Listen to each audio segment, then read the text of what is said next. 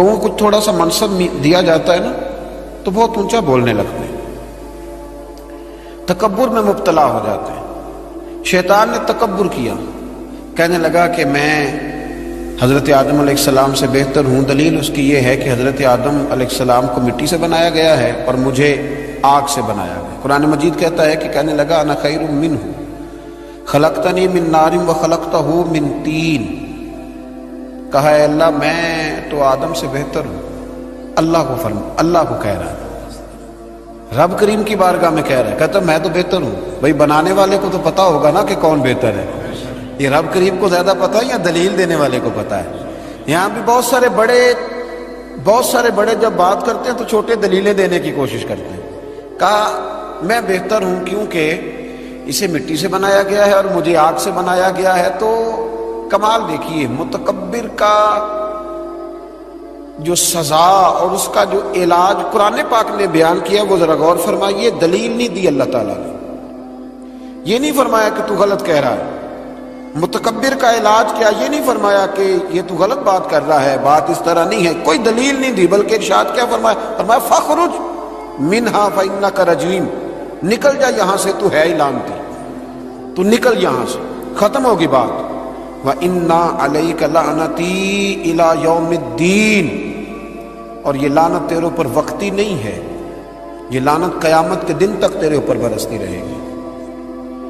جس نے تکبر، دیکھیں نا، جو آدمی الجھ جائے گا اس کو تو دلیل دی جائے گی، تو جو تکبر کرے گا، ایک آدمی کہیں الجھ گیا ہے، اس کو ضرورت ہے کہ اس کی تربیت کی جائے، اور ایک تکبر کر رہا ہے، تو متکبر کے بارے میں رب کریم نے یہ ارشاد فرمایا کہ اس کو دلیل تھوڑی دی جا رہی ہے، اس کو تو کہا جا رہا ہے فَخْرُجْ مِنْهَا، تو یہاں سے بس نکل جا۔ یہ سزا ہے متکبر کی۔ دنیا میں پہلا گناہ جو کیا گیا وہ تکبر ہے، اپنے آپ کو بڑا جاننا اور دوسرے کو چھوٹا سمجھنا۔ میرے نبی کریم صلی اللہ تعالی علیہ وآلہ وسلم نے ارشاد فرمایا، یہ روایت جامع ترمذی میں موجود ہے، فرمایا ایک قرض سے بری ہو کے جانا دنیا سے، اور دوسرا فرمایا یاد رکھنا تمہارے اندر تکبر اور خیانت نہ ہو، قرض نہ دینا ہو تم نے کسی کا، خیانت نہ کی ہو اور تم نے کبھی تکبر نہ کیا ہو، فرمایا پھر رب کریم تمہیں بغیر حساب کتاب جنت عطا فرمائے گا۔ ان چیزوں سے بچنا، گویا حضور فرماتے ہیں ان سے تم بچ گئے نا تو باقی گناہوں سے خود بخود بچ جاؤ گے، باقی معاملات خود بخود سمٹ جائیں گے۔ ان سے بچ کے رہنا، محفوظ رہنا۔ تکبر بہت کیا جاتا ہے، کسی کو اپنے علم پر تکبر ہونے لگا ہے، کسی کو اپنے عمل پر تکبر ہونے لگا ہے، کسی کو سلطنت کے ہونے پر تکبر ہونے لگا ہے۔ کچھ لوگ کہتے ہیں میں جانتا زیادہ ہوں اس لیے میرے اندر تکبر ہے۔ کچھ لوگ ایسے ہیں جن لوگوں کو برادری پر اور نسب پر تکبر ہونے لگا ہے۔ بڑے بڑے لوگوں نے تکبر کیا، فرعون نے بھی تکبر کیا اور کہنے لگا کہ میں تو رب ہوں۔ پھر رب کریم نے اسے سمندر کی، دریا کی لہروں کے حوالے کیا۔ کل تک جو لوگ اس کے اشاروں پہ چلتے تھے نا، جب وہ غوطے کھا رہا تھا نا دریا کے اندر تو پھر روتا تھا کہ کوئی مجھے بچا لے، کوئی مجھے بچا لے۔ اس نے غوطے کھائے اور کہنے لگا کہ میں حضرت موسیٰ اور ہارون کے رب پر ایمان لاتا ہوں، پر اب تو سارا کچھ دیکھ داکھ کے مان رہا تھا نا، تو اس کا ایمان بھی قبول نہ ہوا، پھر پھینک دیا گیا سمندر سے باہر۔ آج تک نشان عبرت بنے ہوئے ہیں یہ لوگ۔ نمرود بھی کہتا تھا کہ معاذ اللہ میں خدا ہوں، جب حضرت سیدنا ابراہیم خلیل اللہ علیہ السلام نے فرمایا نا کہ آسمان تو رب تو وہ ہے جو آسمانوں کا رب ہے، رب تو وہ ہے۔ اللہ تبارک و تعالیٰ نا اس متکبر آدمی کو آزماتا ہے، اسے تھوڑا سا موقع اور دیتا ہے، تو یہ سمجھتا ہے میرا روب چل رہا ہے۔ اللہ اسے آزماتا ہے، یہ سمجھتا ہے کہ دیکھا میرا جو ہے وہ میرا عصا، میرا ڈنڈا صحیح کام کر رہا ہے، حالانکہ اللہ تو موقع دے رہا ہے۔ اور جب پھر وہ کھینچتا ہے، پھر حضور علیہ السلام فرماتے ہیں تمہارے رب سے سخت کسی کی پکڑ ہوتی نہیں۔ یہ سمجھتا ہے کہ دیکھا نا میں جیسے کہہ رہا ہوں ویسے نظام چل رہا۔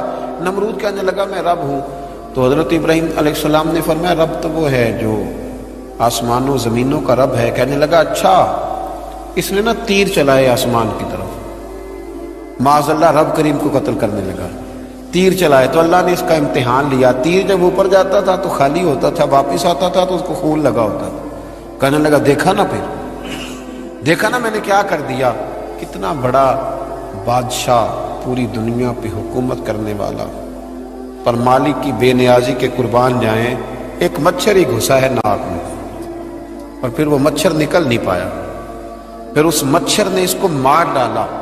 تکبر والے لوگ جب تکبر کر رہے ہوتے ہیں، جب بول رہے ہوتے ہیں تو کہہ رہے ہوتے ہیں تو مجھے جانتا نہیں، تجھے میرا پتہ نہیں، وہ تو کس سے بات کر رہا ہے، یہ خبر ہے تو کس کے ساتھ گفتگو کر رہا ہے۔ اور بھائی بڑے بڑے اونچے بولنے والے، پھر اس طرح ان کی آوازیں بند ہوئی کہ کوئی ان کی سننے والا نہ ملا، بڑے بڑے اونچے جملے کہنے والے اس تیزی کے ساتھ خاموش ہوئے کہ پھر دوبارہ انہیں احساس تک نہ ہوا کہ ہمیں بولنا بھی آتا تھا۔ کیا حیثیت ہے انسان کی، اس بات پہ تکبر کرتا ہے۔ میرے شیخ کامل رحمۃ اللہ علیہ، میرے صاحب رحمۃ اللہ علیہ فرمایا کرتے تھے، انسان تجھے صرف 2 وقت روٹی نہ کھانے کو دی جائے تو اپنی ٹانگوں پہ چل نہیں سکتا، اور 10 راتوں کی بات نہیں، 1 رات نہ تجھے سونے دیا جائے، صرف 1 رات، تو اگلے دن تو اپنی ٹانگوں پہ کھڑا نہیں ہو سکتا۔ تکبر کس بات کا، کس بات کا تکبر؟ ایک سر میں ہلکا سا درد ہوتا ہے اور تیرا سارا وجود تجھے نڈھال کر دیتا ہے، کس بات کا تکبر؟ لیکن اس کے باوجود لوگ پھولے نہیں سماتے، باتیں کرتے ہیں تو بچ بچ کے، گفتگو کرتے ہیں تو کھول کھول کے، اور ہر تیسرا آدمی آ کر کے پوچھتا ہے کوئی حکم ہوا تو بتائیے گا، کوئی حکم ہوا تو بتائیے گا۔ تکبر صرف ایک ذات کرے گی، اور وہ ہے رب کریم کی ذات، کیونکہ وہ سب سے بڑا ہے، وہ اللہ اکبر ہے، وہ اللہ اکبر ہے۔ محدثین ایک بڑی خوبصورت بات لکھتے ہیں اس عنوان پر، وہ کہتے ہیں کہ تکبر کرنے والا یوں ہی سمجھو کہ جیسے اس نے کوئی کسی کا غلام تھا نا، تو اس نے اپنے بادشاہ کا تاج اٹھا کے اپنے سر پہ رکھ لیا تھا، تب جو بادشاہ کا تاج غلام اٹھا کے سر پہ رکھے گا تو بھی درے تو کھائے گا، اس لیے کہ تاج تو بادشاہ کے سر پہ ہی سجتا ہے۔ تو تکبر تو اللہ کی چادر ہے، اس لیے کہ وہ سب سے بڑا ہے۔ تو اب اگر کوئی شخص اس چادر کو پکڑے گا اور کہے گا نہیں مجھے بھی بڑا بننا ہے، تو پھر درے تو وہ کھائے گا، پھر آزمائش سے تو اسے گزرنا ہے۔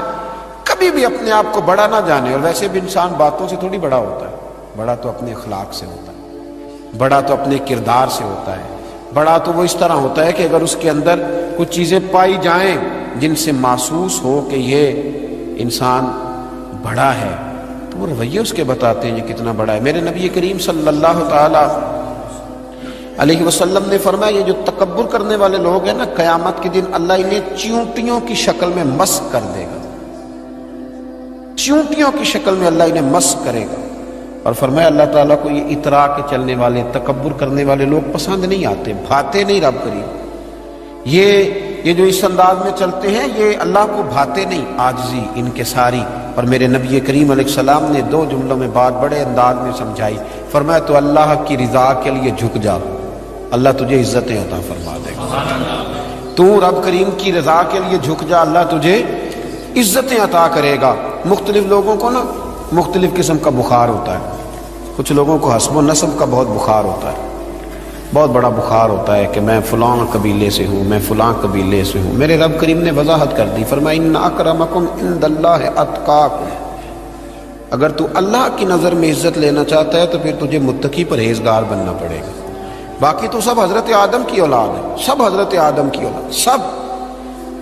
اعلیٰ حضرت فاضل بریلوی رحمۃ اللہ تعالیٰ علیہ تشریف فرماتے تو حجام آیا ہوا تھا حجامت کرنے کے لیے، وہ اعلیٰ حضرت رحمۃ اللہ علیہ کا خط بنا رہا تھا، بال تراش رہا تھا، مونچھیں تراش رہا تھا، تو ایک بہت نواب بھی کبھی کبھی ملنے آیا کرتے تھے، تو وہ حجام صاحب ابھی بیٹھے تھے چارپائی پہ، تو وہ صاحب آ گئے جو کبھی کبھی آیا کرتے تھے، بڑے سیٹھ تھے، تو سرکار اعلیٰ حضرت نے فرمایا کہ میاں بیٹھ جاؤ آپ بھی، کہنے لگا انہی کے ساتھ بیٹھ جاؤں۔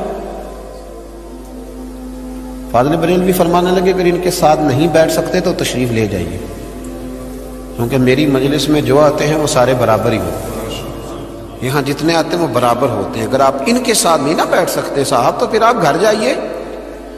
اگر ان کے ساتھ نہیں بیٹھ سکتے، حضرت ابو ذر غفاری رضی اللہ تعالیٰ عنہ خود سنایا کرتے تھے، رویا کرتے تھے اور مزہ لیا کرتے تھے